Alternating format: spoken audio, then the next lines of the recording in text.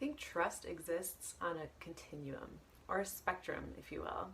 On the one hand, there's a lot to be said about living life in a very open hearted way, fully trusting the universe, trusting other people, and just being vulnerable and open to anything that could come your way.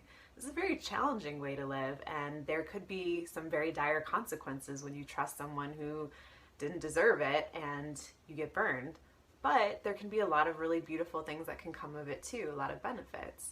Like you can learn to be more hopeful or more believing in the common humanity, or being more receptive to abundance and just believing that things will work out for you.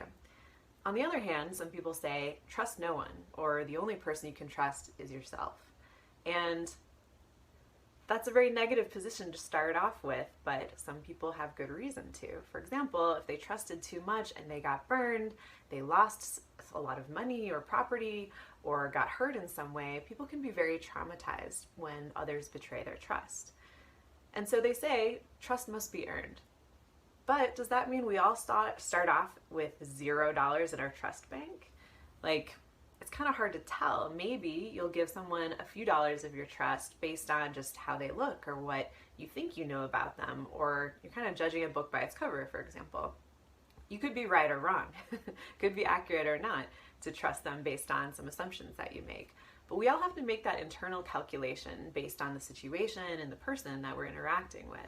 So I think the way I would like to live, which in my opinion is wise, is somewhere in the middle of that spectrum. So trust, but verify. And that doesn't mean that you have to be watching somebody like a hawk for any slip-ups whatsoever, because that's not really trusting much at all, is it?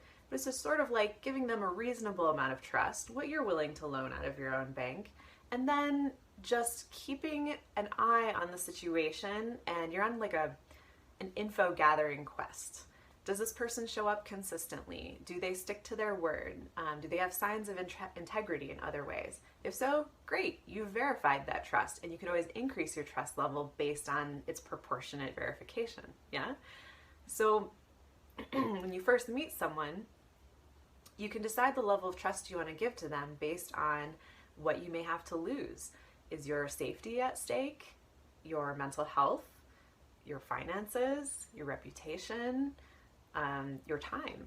These are all things that you can loan to someone in the form of trust, and that could be harmed or lost if they betray your trust. So you get to make that calculation yourself, and you can change it based on the situation, because changing conditions and context will determine the level of trust that's appropriate.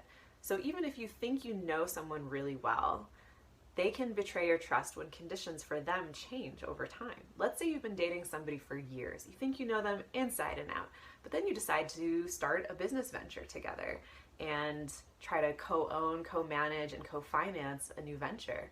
Well, maybe you didn't know them in that context. Maybe you didn't know enough about their beliefs about money or their habits around business management, and therefore you may be surprised when they do something that seems out of character. But in truth, it's not that they're not who you thought they were, but rather you just didn't know all the facts about them, and you didn't see the ways they would behave under different circumstances.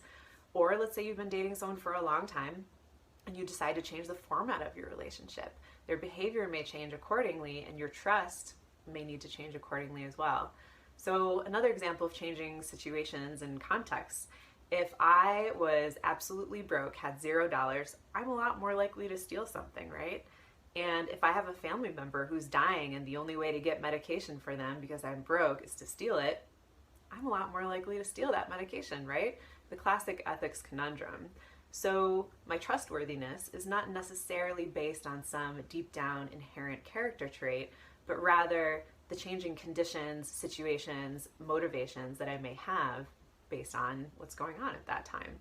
And so people can change over time, and that can be a beautiful thing. Even if you knew them as an untrustworthy person in the past, if they've done some self-work, if they've really examined who they are and made a pact with themselves to live in fuller integrity in their lives, then they may grow into a more trustworthy person. You may need to lower your expectations at first if you've been burned by them in the past or knew that they weren't trustworthy in the past. But if you have an open mind and you trust but verify as you reopen perhaps a relationship or interaction with them, you may learn more and realize, oh, so I can trust them a little more. So trust is a muscle that you can exercise. If you've been burned in the past, traumatized, betrayed, then you can still build up your ability to trust other people over time with a gradual trust but verify, while protecting the things that are very valuable to you.